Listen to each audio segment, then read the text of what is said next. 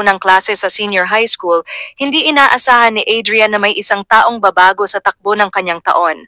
Sanay na siyang dumaan lang sa eskwelahan nang walang masyadong nakakausap, hindi siya mahilig makipagsabayan sa ingay ng iba. Pero nang dumating si Mira, ang transferee mula sa ibang bayan, parang may nabasag sa tahimik niyang mundo. Unang kita pa lang niya rito, napansin na niya agad ang kakaibang liwanag sa mga mata ng dalaga. Hindi ito yung tipong nakaka-intimidate, kundi yung parang palaging may kwento sa likod ng bawat tingin. Hindi naman talaga sila dapat magkatabi, pero dahil kulang ang upuan, napilitan siyang ipagamit kay Mira ang bakanting silya sa tabi niya. Salamat bati ng dalaga sabay ngiti. Nginitian lang siya ni Adrian sabay balik ng tingin sa kanyang notebook, pero sa loob-loob niya parang may kumalabit sa kanyang puso. At doon nagsimula ang isang kwento na hindi pa nila alam kung saan hahantong. Lumipas ang ilang linggo at naging madalas ang pagkakataon na magkasama sila ni Mira sa ilang mga aktibidad. Magkasama sila sa isang grupo para sa isang project, kaya hindi na naiwasang mag-usap. Isang hapon, habang abala silang nag-uusap tungkol sa kanilang assignment, hindi maiwasan ni Adrian na mapansin ang mga ngiti ni Mira at yung mga simpleng salita na parang walang bigat, pero may bigat pala sa puso. Ikaw pala yung tinutukoy nilang matalino sa klase, sabi ni Mira habang nagtuturo sa mga notes nila. Medyo napahiya si Adrian, hindi dahil sa pagiging matalino, kundi dahil sa hindi niya inaasahan na mapapansin siya ni Mira sa ganong paraan. Hindi naman, sagot niya habang pinapalakas ang boses para itago ang hiya, pero hindi na nakinig si Mira. Masyado kang humble Hindi ko nga napansin na ganun ka pala katalino. Hindi ko naman nakalain na ganun ka ka-focus sa pag-aaral. Hindi na siya nakasagot agad dahil parang may kakaibang init na dumapo sa puso niya. Gusto niyang magsabi ng maraming bagay pero parang ang hirap. Alam mo ba, Adrian, gusto ko yung klase natin. Ang saya lang, di ba? Tanong ni Mira, na tila hindi na makapaghintay na malaman kung anong sasabihin ni Adrian. Medyo napatigil siya, iniisip kung paano sasabihin o kung pwede ba niyang aminin na gusto niyang magkasama sila palagi. Sa mga sandaling iyon, parang may lihim na nararamdaman si Adrian, isang damdamin na hindi pa niya kayang ipaliwanag. Isang linggo na ang lumipas at mas naging madalas ang pagkakataon na magkasama sila ni Mira. Hindi lang sa mga group projects, kundi pati na rin sa mga simpleng kwentuhan. Ngunit habang lumalalim ang pagkakaibigan nila, nagsimulang makaramdam si Adrian ng kabuntot na kaba sa tuwing nandyan si Mira. Parang may nararamdaman siya, hindi lang basta pagkakaibigan, kundi higit pa roon. Isang araw nasa may garden sila ng school nagkakape pagkatapos ng klase. Biglang nagtapat ng nararamdaman si Adrian kay Mira. Mira, sabi ni Adrian, bigla na lang. Alam mo ba na may iniisip akong something na matagal na? Tumingin si Mira sa kanya, may kakaibang kuryosidad sa mga mata. Ha? Ano yon? Tumingin siya sa paligid, parang gusto niyang maghanap ng lakas ng loob, pero hindi niya kayang itago. Gusto ko lang sanang malaman mo na, napapaamo na ang mga salitang sumunod. Na, baka, hindi lang kaibigan yung turing ko sa'yo. Hindi nakasagot agad si Mira pero nakaramdam si Adrian ng kakaibang init sa dibdib. Para bang gusto niyang baguhin ang kanyang mga sinabi pero hindi na niya kayang bawiin. Si Mira, na karaniwang madaldal at masayahin, ay tahimik ngayon, hindi makatingin diretso sa kanya. Para bang may biglang pader na itinayo sa pagitan nila. Pero, Adrian, ang mahina niyang sabi, hindi pa ako handa para sa ganito. Nagulat si Adrian at sa unang pagkakataon, parang isang malamig na tubig ang tumama sa mukha niya. Okay lang Mira. Mabilis na nagbago ang ekspresyon ni Mira. Hindi ko ibig sabihin na ayokong makilala ka pa o hindi kita gusto, paliwanag niya. Kasi gusto ko pa tayo na maging magkaibigan. Ang hirap lang kasi may mga bagay pa akong kailangan ayusin sa sarili ko. Si Adrian, kahit na nasaktan, naiintindihan niya. Nakita niya ang kalungkutan sa mata ni Mira, parang may mga bagay siyang pinapasan na hindi kayang sabihin ng buo. Mira, simula ni Adrian, naiintindihan ko, hindi ko gustong madaliin ka. Gusto ko lang na maging tapat sa nararamdaman ko sa'yo. Salamat. Sagot ni Mira, may halong pasasalamat at pag-unawa.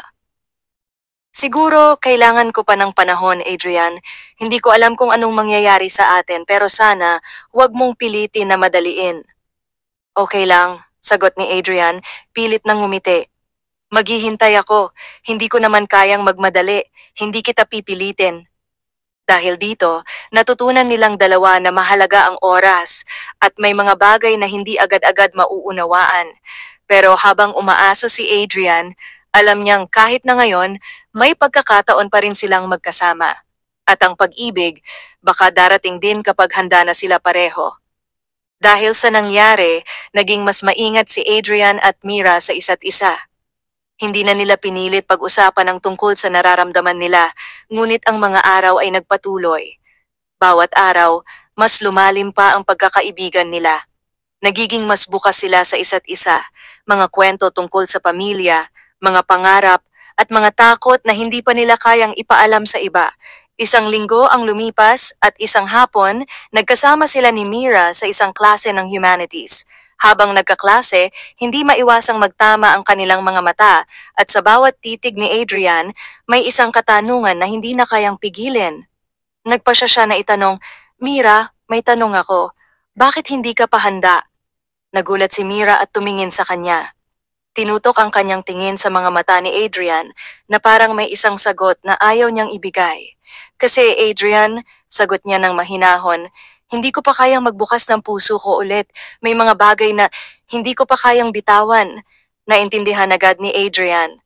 Alam niyang may mga sugat si Mira na hindi pa niya kayang pagalingin.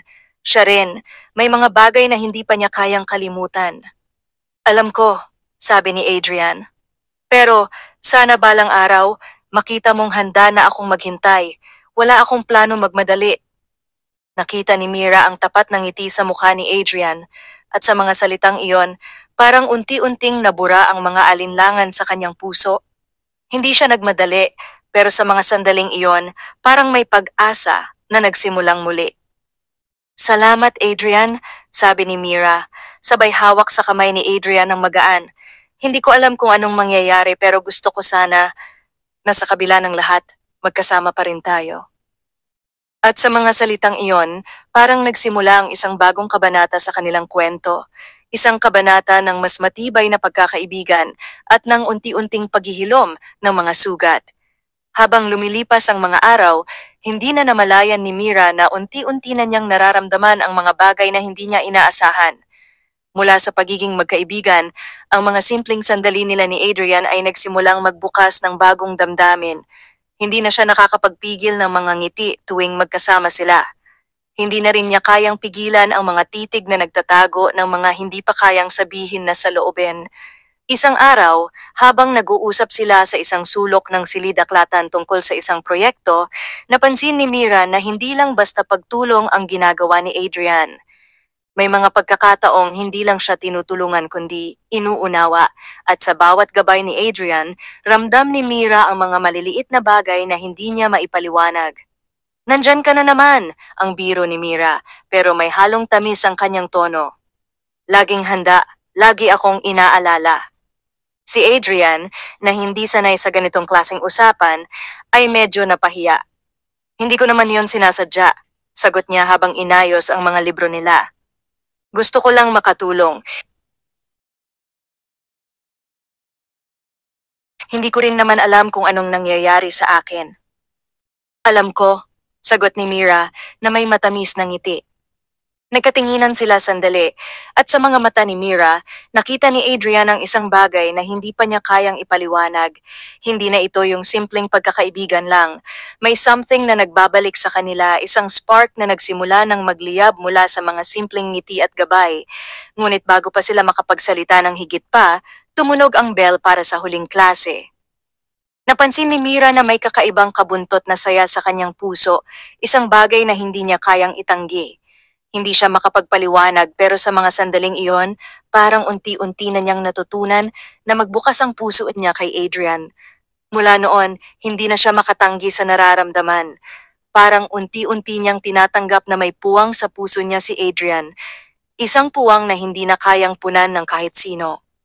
Habang nagiging mas malapit si Adrian kay Mira, dumating din ang pagkakataon na nakilala niya ang isang bagong babae sa klase, si Kara.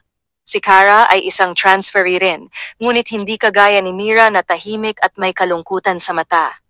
Si Kara ay puno ng enerhiya, mahilig magbiro, at mabilis maging kaibigan ng lahat. Mabilis silang naging magkaibigan dahil sa mga pagkakapareho sa mga hilig nila.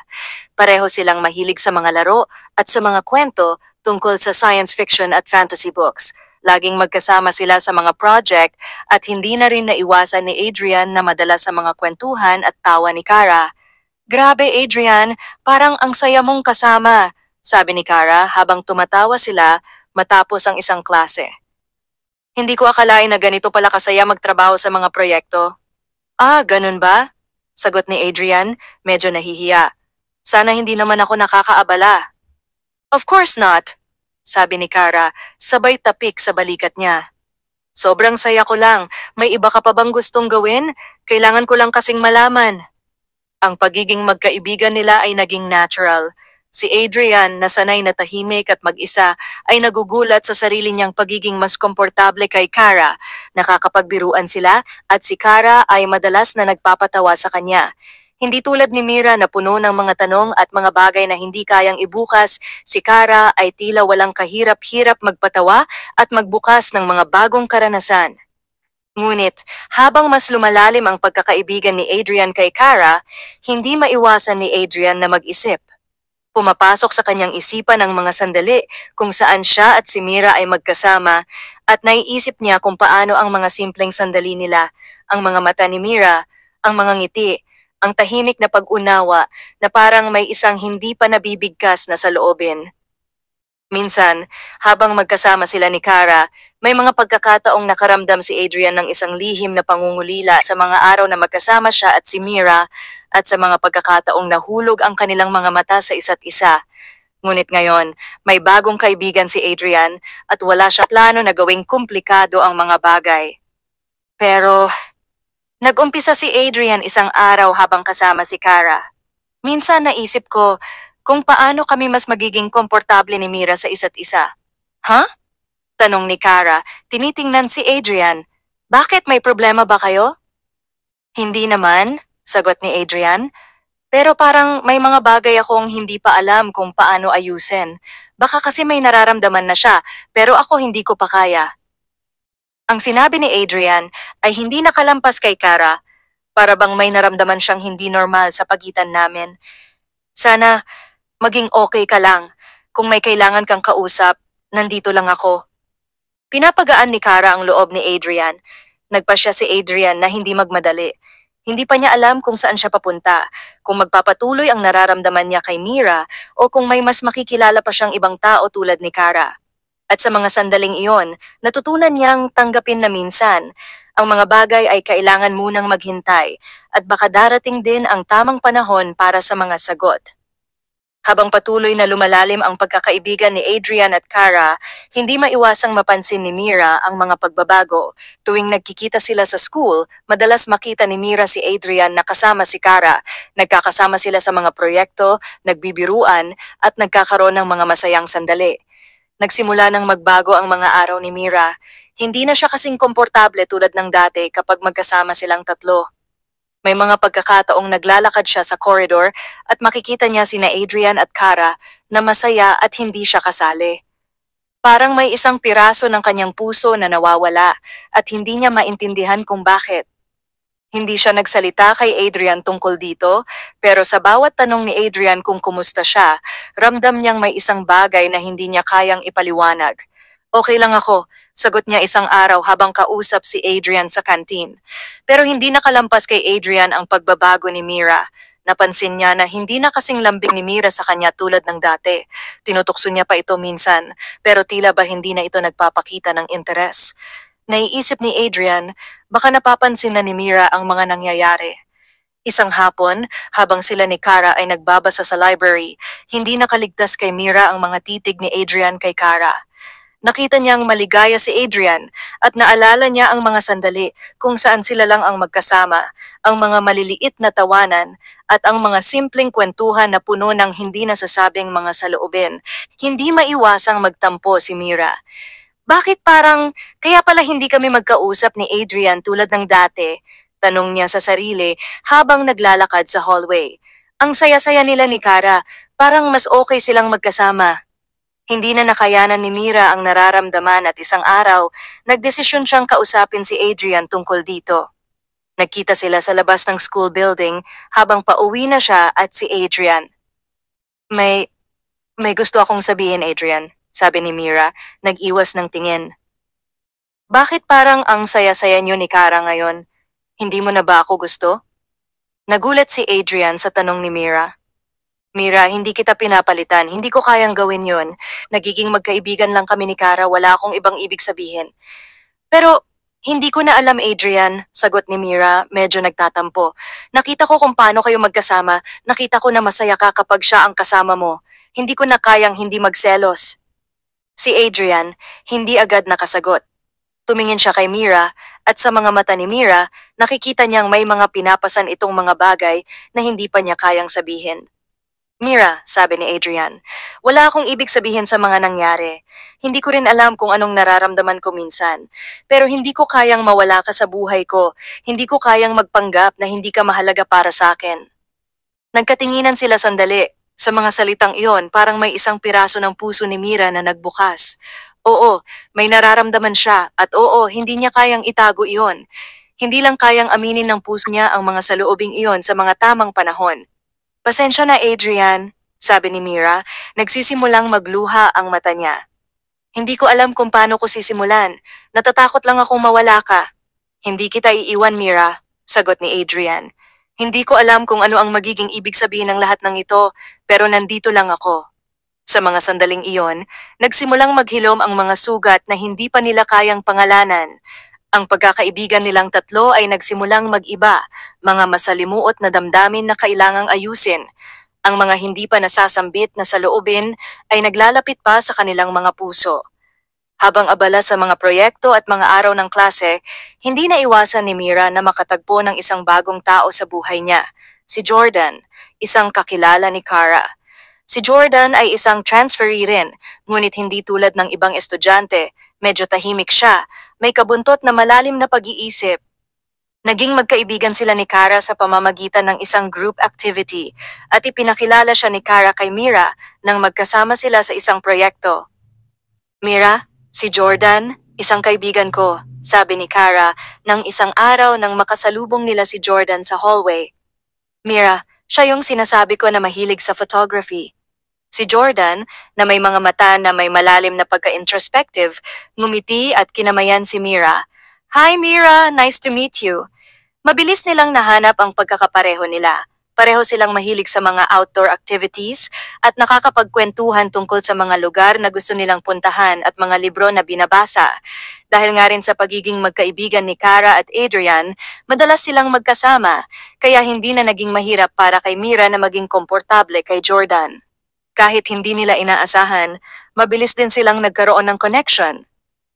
Sa bawat kwentuhan nila, mas naramdaman ni Mira ang presensya ni Jordan. Hindi lang dahil magkaibigan sila ni Kara, kundi dahil sa mga bagay na hindi pa siya nakakayang ipahayag kay Adrian. Si Jordan, bagamat tahimik, ay may mga pananaw na hindi madaling madinig sa iba. At sa mga simpleng kwento, parang may nadarama siyang kagaanan na hindi niya nararamdaman kay Adrian at Kara. Isang hapon, habang nagkakaroon sila ng informal study session sa library, hindi naiwasan ni Mira na makaramdam ng ibang uri ng koneksyon kay Jordan. Minsan, habang magkasama silang nagtatrabaho, natanaw ni Mira si Jordan na nagngiti ng maluwang habang nagsasalita tungkol sa isang photography project. Alam mo, Mira, sabi ni Jordan, habang itinataas ang isang kamera sa ibabaw ng mesa, gusto ko kasi kumuha ng mga litrato ng mga taong may kakaibang kwento. Sa tingin ko kasi sila yung mga taong may pinanghuhugutan sa buhay. Nakatingin si Mira kay Jordan na may mga mata na puno ng ganap na interes sa bawat sagot. Parang maganda yung paraan ng pananaw mo sa buhay. Sagot ni Mira, nag-aalangan ngunit nagpapakita ng interes. Salamat, sagot ni Jordan, at ngumiti. Minsan kasi, hindi mo alam kung anong kaya mong makita hanggat hindi mo tinatangkilik ang mga bagay na simpleng hindi mo napapansin. Sa mga sandaling iyon, naiisip ni Mira na hindi na lang basta kwentuhan ang nangyayari. Tila unti-unti niyang nararamdaman na may puwang si Jordan sa mga plano at nararamdaman niyang hindi pa niya matukoy kung anong klase ng connection iyon. Hindi pa niya alam kung may romantic na aspeto sa kanila, ngunit nakaramdam siya ng kaginhawaan sa bawat pagkikita nila ni Jordan. Ngunit, habang lumalalim ang mga sandali nila ni Jordan, naiisip ni Mira na baka hindi lang siya ang nakakaranas ng mga pagbabago. Bawat sandali na magkasama siya at si Adrian ay nagiging komplikado. May mga pagkakataon na naiisip niya kung paano masaya si Adrian kasama si Cara at natatakot siya na baka magbago ang lahat ng iyon. Habang nagiging mas malapit si Mira kay Jordan, hindi rin nakaligtas kay Adrian ang mga pagbabago. Minsan, habang naglalakad siya sa campus, nakikita niyang magkasama si Mira at Jordan, nag-uusap, nagtatawanan, at magkasabay sa mga gawain. Si Adrian, na sanay ng kasama si Mira, ay hindi maiwasang makaramdam ng isang hindi maipaliwanag na pangamba. Hindi na ito ang dating simpleng pagkakaibigan nila ni Mira. Nagsimula siyang magtanong sa sarili kung may iba pang nararamdaman si Mira na hindi niya alam. Hindi niya maiwasang magtampo. Bakit hindi na siya ganun ka-close sa akin? Tanong niya sa sarili. Bakit parang may ibang kinikilala siyang hindi ko alam? Ang mga tanong na iyon ay naging mga bigat na dala ni Adrian sa tuwing nakikita niyang magkasama sina Mira at Jordan. Habang si Mira ay tila walang kalaban-laban sa mga nangyayari, si Adrian ay nagsimula ng mag-isip kung paano nila nabago ang kanilang samahan. Naiisip ni Adrian, kung may nararamdaman si Mira kay Jordan, isang araw, habang nasa kantin sila ni Mira at Adrian, hindi na iwasang magtampo si Adrian. Hindi ba't medyo masyado na kayong nagkakasama ni Jordan? Tanong ni Adrian na may konting pagkairita sa boses. Napatingin si Mira kay Adrian at sa mga mata niyang iyon, naaninag ni Adrian ang kaba at kalituhan. Adrian, magkaibigan lang kami ni Jordan, sagot ni Mira, pilit nang ngumiti. Nagiging magkaibigan lang kami dahil sa project kaya kami ang laging magkasama. Hindi makapaniwala si Adrian sa kanyang narinig. Sa kabila ng mga salitang iyon, may isang hindi maipaliwanag na pakiramdam siyang sumabog sa dibdib niya. Bakit parang may hindi ko kayang sabihin kay Mira? Isang araw, hindi nakatiis si Adrian. Habang magkasama sila sa labas ng school, nagtanong siya kay Mira ng diretso. Mira, may nararamdaman ka ba kay Jordan? Kasi parang ang layo mo na sa akin lately. Mabilis na tumingin si Mira kay Adrian. Hindi niya inaasahan ang tanong. Ano ka ba, Adrian? Sagot ni Mira, medyo malungkot. Wala akong nararamdaman kay Jordan, pero bakit may nararamdaman ka? Doon na lumabas ang mga saloobin ni Adrian.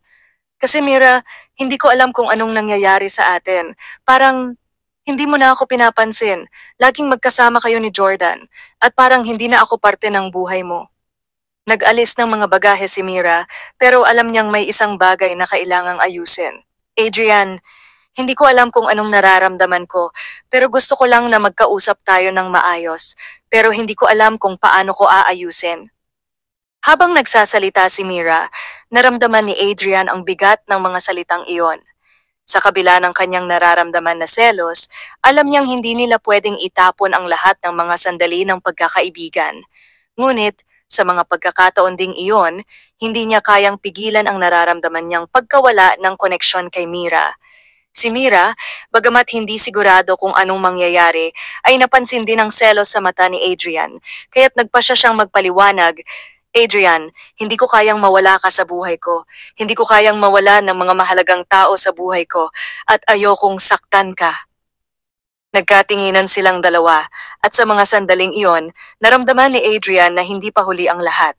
Ang selos na nararamdaman niya ay nagsilbing paalala na may puwang si Mira sa puso niya at hindi niya kayang mawala siya. Ang mga sandaling iyon sa pagitan ni Adrian at Mira ay nagbigay daan para muling mapagtanto nila ang halaga ng isa't isa. Habang naglalakad sila pa uwi, medyo tahimik, ngunit may isang bigat na hindi na nila kayang itago. Si Mira, na hindi pa rin matanggap ang sarili, ay nagsimulang magsalita. Adrian, alam ko kung anong nararamdaman mo. Hindi ko rin alam kung paano natin babalikan ang mga araw na tayo lang ang magkasama, pero hindi ko kayang gawing komplikado ito. Hindi ko kayang mawala ka. Si Adrian, bagamat nahihirapan ay huminga ng malalim. Mira, hindi ko alam kung anong nangyayari. Siguro dahil hindi ko rin kayang ilabas ang nararamdaman ko. Hindi ko kayang makitang may ibang tao na lumalapit sa'yo. Nagkatitigan sila. Ramdam nila ang sakit na parehong kanilang dinadala. Sa mga mata ni Adrian, nakita ni Mira ang takot at pangarap na sana maging mas magaan ang lahat. Hindi siya nagmamadali dahil alam niyang may mga bagay na hindi pwedeng pilitin. Maya-maya, nagdesisyon si Mira na tanungin si Adrian ng isang bagay na matagal na niyang gustong malaman. Adrian, mahal mo pa rin ba ako? Napahinto si Adrian.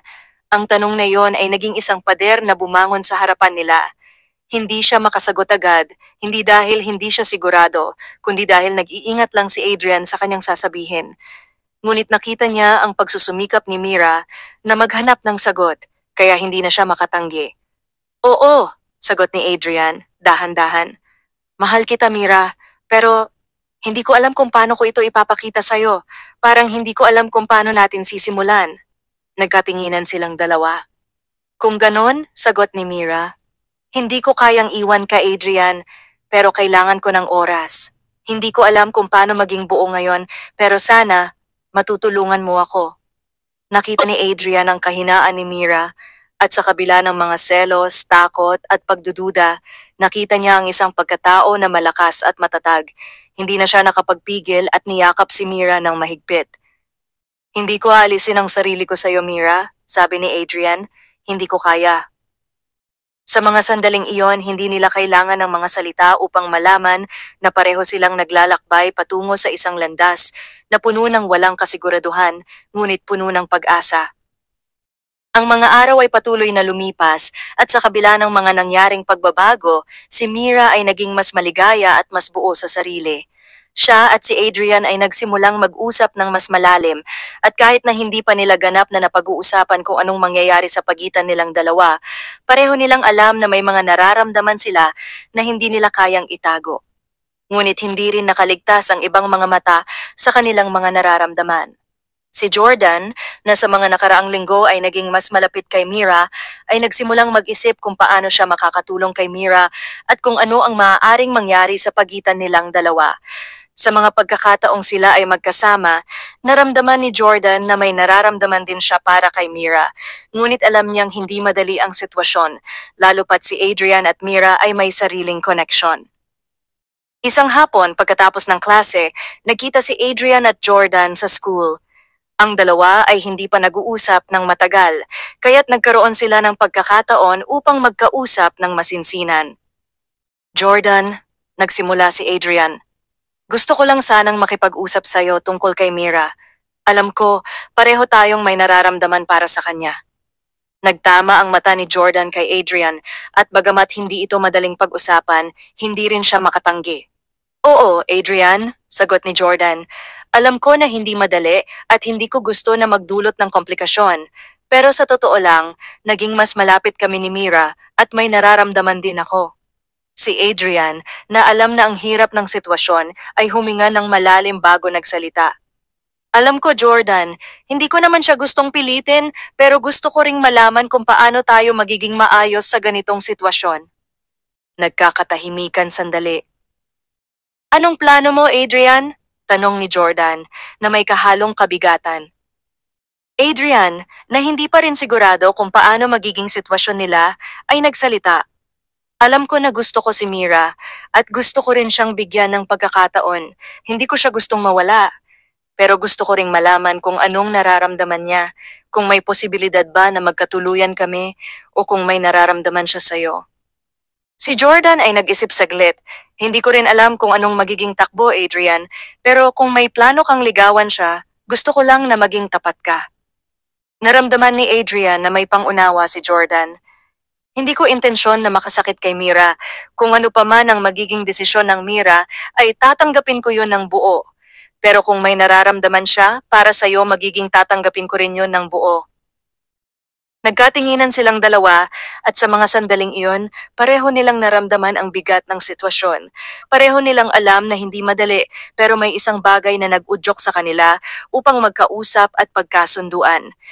Siguro Adrian, sabi ni Jordan, ang pinakamahalaga ngayon ay maging tapat tayo kay Mira at ibigay sa kanya ang kalayaan na magdesisyon. Hindi natin siya dapat pilitin pero kailangan din niyang malaman kung paano tayo nagkasundo. Si Adrian, bagamat hindi pa ganap na komportable sa idea ng pakikipag-agawan, ay nakaramdam ng respeto kay Jordan. Sana lang hindi maging magulo, Jordan. Gusto ko lang na maging maayos ang lahat. Matapos magkausap ni Adrian at Jordan at napagkasunduan nila na magsimula ng panliligaw kay Mira, hindi nila iniiwasan ang katotohanan na pareho nilang gusto si Mira. Ang tanging bagay na pareho nilang alam ay hindi nila kailanman gugustuhing pilitin si Mira, kundi hayaan siyang magdesisyon ng buo at walang pressure. Ang unang hakbang ay si Adrian. Isang araw nagtakda siya ng pagkakataon upang makausap si Mira ng masinsinan. Habang sila ay naglalakad papunta sa kanilang susunod na klase, nagsimula siyang magsalita. Binigyan ni Adrian ng chocolate si Mira at nag-usap sila. Mira, gusto ko lang sanang magpakatotoo sa'yo, sabi ni Adrian na medyo kinakabahan. Alam mo, matagal na kitang gusto at ayoko nang magtago pa. Gusto ko sanang bigyan tayo ng pagkakataon na magkausap tayo ng mas matagal at hindi lang bilang magkaibigan. Napahinto si Mira at tumingin kay Adrian. Adrian, sagot niya ng mahinahon. Alam ko kung anong nararamdaman mo at natutuwa ako na tapat ka sa akin, pero hindi ko alam kung handa na ako. Hindi ko pa kayang magdesisyon. Nagkatinginan sila at sa mga mata ni Mira, nakita ni Adrian ang kabigatan at kalituhan. Hindi ko gusto na pilitin ka, Mira. Ang gusto ko lang ay sana malaman mo na nandyan ako para sa'yo kung kailan ka handa, dagdag ni Adrian.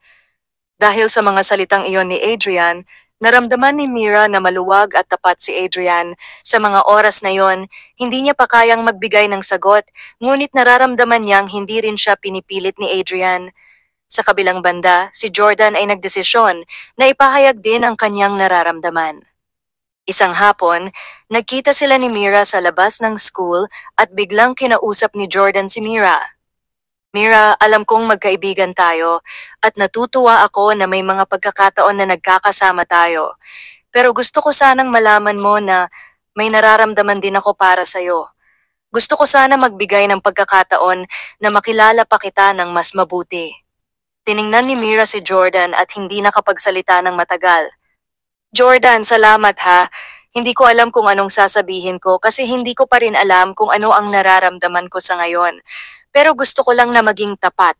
Mahalaga sa akin ang pagkakaibigan natin. Ngunit si Jordan, na may kabuntot na tamis ng ngiti ay nagsabi, Mira, hindi kita pipilitin, ang gusto ko lang na maipakita kung gaano kita kamahal. Naramdaman ni Mira ang tapat na intensyon kay Adrian at Jordan. Sa kabila ng mga linggong puno ng hindi tiyak na damdamin, nagbigay siya ng pangunawa sa sarili. Natutunan niyang hindi kailangang magmadali. Ang mas mahalaga ay ang magkaroon ng oras para makilala ng mabuti ang sarili at ang mga tao sa kanyang paligid. Ngunit sa bawat pagkikita nila, hindi na nila maitatanggi na may mga nararamdaman din siya. Ang tanging tanong na naiwan ay kung paano ito magbabalik sa kanilang pagkakaibigan at kung paano nila haharapin ang mga nararamdaman nila. Habang ang bawat araw ay lumilipas, naging magaan ang mga araw nila. Walang nagsasabi ng oo o hindi, ngunit lahat sila Adrian at Jordan ay natutong maghintay, magbigay ng espasyo at maging tapat sa isa't isa. Lahat sila ay natutong tanggapin na hindi lahat ng bagay ay dumating ng mabilis. Kung ang pag-ibig ay talagang naroroon, magkakaroon sila ng pagkakataon na maghintay para sa tamang panahon. Habang patuloy na naglalakad ang mga araw, si Mira ay nahulog sa isang matinding pagpapasya. Ang dalawang lalaki, si Adrian at si Jordan, ay patuloy na nagpapakita ng kanilang nararamdaman sa kanya at si Mira ay hindi na alam kung paano ito haharapin. Pareho nilang ipinakita ang kanilang tapat na hangarin, ngunit ang puso ni Mira ay puno ng kalituhan. Isang hapon pagkatapos ng klase, nagtakda si Mira ng pagkakataon upang makipagkita kay Adrian at Jordan ng sabay. Alam niyang kailangan niyang magdesisyon kung sino ang pipiliin niya. Magkaibang klase ng pagmamahal at suporta ang ipinapakita nila at hindi niya kayang magpatuloy nang hindi malinawan kung anong nararamdaman niya. Habang nag-aantay sa isang kapehan sa campus, dumating si Adrian at Jordan. Pareho silang nagdadala ng mga ngiti ngunit may mga mata ng pagkabahala. Si Adrian ay medyo tahimik habang si Jordan ay magaan ang kanyang aura, pero parehong alam nilang pareho silang may kasamang takot na hindi pa nila matutukoy. Mira, nagsimula si Adrian habang binibigay ang isang bulaklak. Hindi ko alam kung anong sasabihin ko, pero alam mo na kung anong nararamdaman ko. Nais ko lang maging tapat sa'yo at wala akong ibang hiling kundi ang makasama ka. Si Jordan naman, hindi nagpapatalo, ay nagbigay din ng teddy bear at isang matamis na ngiti. Mira, hindi ko gusto magmadali at gusto ko lang malaman mo na tapat ang nararamdaman ko. Gusto ko sana magkausap pa tayo ng mas mabuti at hindi kita pipilitin. Sa mga salitang iyon, naramdaman ni Mira ang bigat ng sitwasyon. Pareho silang mabait at tapat, ngunit siya na ang kailangang magdesisyon. Hindi na siya pwedeng magtago sa kanyang nararamdaman. I'm really lucky to have both of you in my life at salamat sa mga binigay niyo sa akin. Nagsimula si Mira. Pero sa mga araw na ito, parang ang hirap magdesisyon. Mahirap pumili, lalo na't pareho kayong mahalaga sa akin. Nagkatinginan silang dalawa, naghintay na si Mira ay magsalita pa. Alam ko na hindi ko kayang pabayaan ang anumang bagay na mayroon tayo, pero sa totoo lang, Adrian, Jordan, ang nararamdaman ko, ang hirap magdesisyon kasi may takot akong nararamdaman. Tiningnan ni Jordan si Adrian at sa mga mata nilang iyon, parang alam nilang pareho na may isang malaking desisyon na kinakailangan. Ngunit ang mahalaga ay kung paano nila igagalang ang nararamdaman ni Mira. Si Adrian, na may pag-aalalang tinig, ay nagsalita.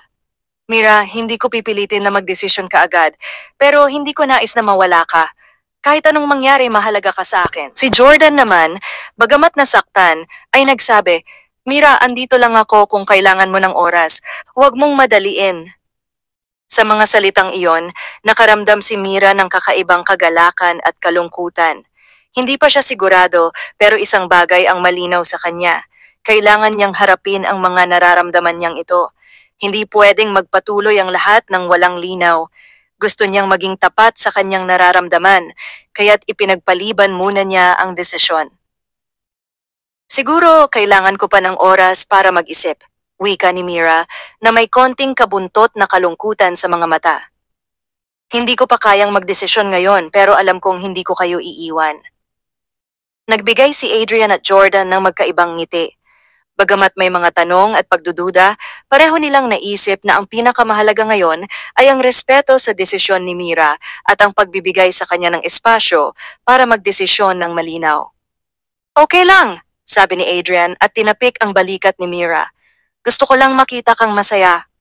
Same here, sabi ni Jordan at ngumiti ng tapat. Hindi mo kailangang magmadali. Ang tatlong magkaibigan, bagamat nahulog sa isang komplikadong sitwasyon, ay natutunang magbigay ng pag-unawa at pagrespeto sa bawat isa. Alam nilang hindi madali ang mga desisyon na kailangang gawin, ngunit natutunan nilang tanggapin na sa pag-ibig, minsan ay kailangan ding maghintay at magbigay ng pagkakataon sa tamang oras. Matapos ang ilang linggong pag-iisip, nagkaroon ng pagkakataon si Mira na maglaan ng oras upang magpahinga at mag-isip ng malalim tungkol sa kanyang nararamdaman. Habang patuloy ang kanyang pagsusuri, naging malinaw sa kanya na sa kabila ng mga magagandang alaala at pagkakaibigan nila ni Jordan, ang nararamdaman niya kay Adrian ay mas malalim.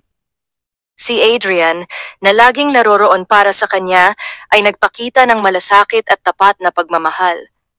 Ang lahat ng maliliit na bagay na ginagawa niya para kay Mira ay nagpatibay sa nararamdaman ni Mira.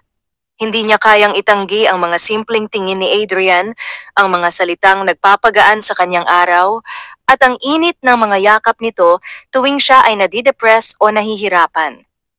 Isang hapon, habang sila ay naglalakad sa parke pagkatapos ng klase, huminto si Mira at humarap kay Adrian. Ang kanyang mga mata ay puno ng kalaliman at hindi na niya kayang itago pa ang kanyang desisyon.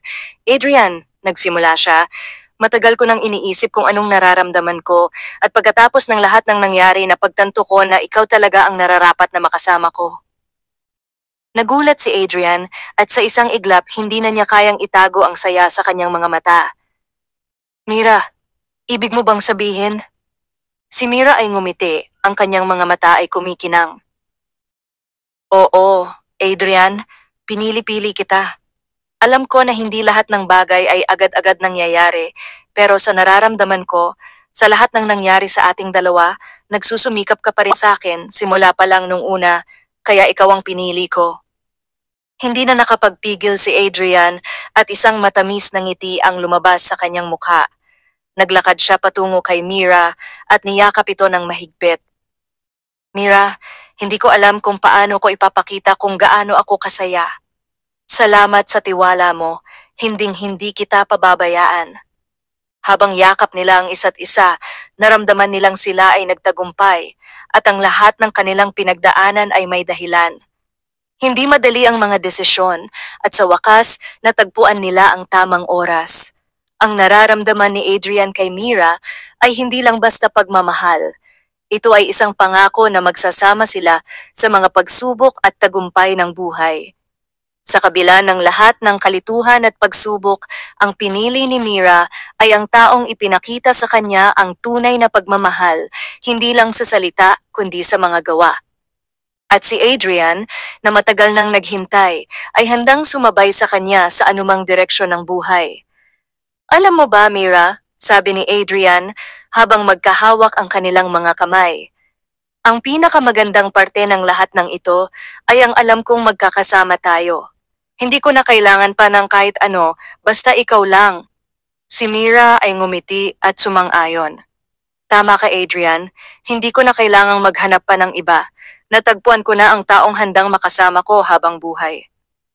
Habang mas naging malinaw ang relasyon ni na Adrian at Mira, unti-unti namang nagkaroon ng pagbabago sa buhay ni Jordan. Sa kabila ng sakit na naramdaman niya nang piliin ni Mira si Adrian, hindi siya nagtanim ng sama ng loob. Sa halip, tinanggap niya ito ng buo at ipinagpatuloy ang kanyang buhay. Sa panahong iyon, si Cara, ang babaeng unang naging malapit kay Jordan, ay napansin ang pagbabago. Hindi na ito kasing sigla gaya ng dati at madalas ay tahimik lang siya sa klase. Nakikita niyang may lungkot sa mga mata nito kahit na hindi ito pinapahalata. Isang araw, naglakas loob si Cara na lapitan si Jordan habang mag-isa itong nakaupo sa bench sa loob ng campus. Hi! Bati niya, sabay upo sa tabi nito. Parang ang lalim ng iniisip mo. Okay ka lang ba? Napangiti si Jordan, pero halata sa kanya ang bigat ng damdamin. Okay lang naman, alam mo na, life goes on. Natahimik si Cara saglit bago muling nagsalita. Alam mo, hindi mo kailangang itago kung nasasaktan ka. Natural lang naman yon. Pero gusto ko lang sabihin na, andito lang ako. Kung kailangan mo ng kausap o kahit ng kakampi. Sa ML. Biro niya, pilit na pinapagaan ang loob nito. Napangiti si Jordan sa sinabi ni Cara. Salamat, Cara. Hindi ko alam kung paano ko ito nalampasan kung wala ang mga kaibigan ko. Dahil sa simpleng usapan na yon, unti-unting naging mas malapit si Cara kay Jordan. Palagi niya itong kinakausap, iniimbitang lumabas kasama ang ibang kaibigan, at sinisiguradong hindi ito nag-iisa sa mga panahong malungkot ito. Sa hindi inaasahang pagkakataon, nagsimula ring makita ni Jordan ang isang bagong liwanag, isang bagong dahilan upang ngumiti muli. Habang lumilipas ang mga linggo, mas lalo nilang nakilala ang isa't isa. Si Cara, na dati ay naging tahimik lang at hindi masyadong napapansin, ay naging isang taong mahalaga kay Jordan. Napansin niyang hindi lang pala siya basta kaibigan, isa rin siyang taong handang makinig, magbigay ng saya at sumuporta sa kanya. Isang gabi, habang magkasama silang naglalakad pa uwi mula sa isang group study session, tumigil si Jordan at tumingin kay Cara. Alam mo, hindi ko inakala na magiging ganito tayo kalapit. Salamat sa lahat ng ginawa mo para sa akin. Ngumiti si Cara. Hindi mo kailangang magpasalamat. Gusto ko lang naman na maging masaya ka ulit. Napatingin si Jordan sa kanya at sa sandaling iyon, naramdaman niyang iba na ang tinitibok ng puso niya. Hindi na ito lungkot o panghihinayang, kundi isang bagong damdamin na hindi niya inakalang mararamdaman muli. Hindi ko alam kung paano ko ito sasabihin pero, Kara, gusto kita. Nagulat si Kara, ngunit sa kaloob-looban niya, alam niyang matagal na rin siyang may nararamdaman para kay Jordan. Hindi niya lang ito pinansin noon dahil alam niyang may ibang mahal ang binata. Ngunit ngayon, sa harap niya nakikita niya ang isang Jordan na totoo at handang magmahal muli. Ngumiti si Kara bago sumagot. Gusto rin kita, Jordan. At sa gabing iyon, sa ilalim ng mga bituin, nagsimula ang isang bagong kwento, hindi ng lungkot o panghihinayang, kundi ng pag-asa at pagmamahal na hindi nila inakalang mahahanap nila sa isa't isa. Lumipas ang mga buwan at sa wakas, naging maayos na ang lahat para sa kanila. Sina Adrian at Mira ay mas naging matibay ang relasyon. Sa kabila ng mga pagsubok at hindi pagkakaintindihan, natutunan nilang pakinggan at intindihin ang isa't isa. Ang dating pagkakaibigan nila ay nauwi sa isang mas matibay na pagmamahalan. Si Jordan naman, na minsang nasaktan, ay nakahanap ng bagong saya kay Kara. Sa una, hindi nila agad inakala na mauuwi sa pagmamahalan ang kanilang pagkakaibigan, pero habang tumatagal, napagtanto nilang sila pala ang tamang tao para sa isa't isa. Ang pagiging natural nila sa isa't isa at ang pagkakaintindihan nila ang naging pundasyon ng kanilang relasyon. Sa kanilang pagtatapos sa kolehiyo, isang gabi ay nagkasama-sama silang apat sa isang maliit na salo-salo, na puno ng tawanan at masasayang kwento ang gabing iyon. Hindi ko inakala na ganito tayo aabot, sabi ni Adrian habang nakahawak sa kamay ni Mira. Mula sa pagiging magkaklase hanggang sa pagiging magkasintahan, parang kahapon lang lahat. Oo nga, sagot ni Jordan, nakangiti kay Kara. Ang dami nating pinagdaanan pero sa huli, masaya ako kung saan tayo ngayon. Ngumiti si Mira at tumingin sa kanilang lahat. Ang mahalaga, kahit anong mangyari, buo pa rin tayo at magkakasama. Hindi lang pag-ibig ang nahanap natin, napanatili rin natin ang pagkakaibigan natin. Sabay-sabay silang tumingin sa kalangitan, pinagmamasdan ang mga bituin, para bang sumasalamin ito sa mga pangarap nila noon na ngayon ay unti-unti na nilang natutupad. Sa gabing iyon, nagkatinginan sina Adrian at Mira, at gayon din sina Jordan at Kara. Hindi na nila kailangang magsalita pa, dahil sa mga tingin pa lang nila, alam nilang nasa tamang tao na sila. At doon nagtatapos ang kwento ng apat na magkakaibigan, isang love story na puno ng pagsubok, pagkakaibigan, at pagmamahal. Hindi perpekto ang naging daan nila, pero sa huli, nahanap nila ang tamang tao para sa kanila. Isang kwento ng pag-ibig na nagsimula sa pagiging magkaklase at nagtapos sa isang masayang wakas.